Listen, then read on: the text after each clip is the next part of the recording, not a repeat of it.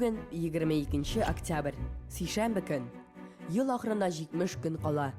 Түбәләрдә боз сөңгеләре күренсә, көз китәргә ашыкмый дигән сүз. Әйдәгез тарихка күз салыйк. Бу көн тарихта нәрсә белән истә калды икән? Бүген Россиядә Ак торналар бәйрәме. Бәйрәмгә нигез салучы Дагестан халык шагыйре Расул Гамзатов. Нәкъ менә ул торналар шигырен язган.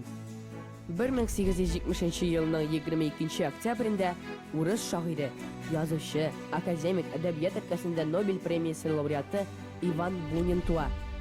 1929 елда нәкъ шул көнне СССР футболчысы, капкачы Лев Яшин дөньяга килә. Тарихны белмәгәннең киләчәге юк. Ә син бүген тарихта нинди эз калдырырсың?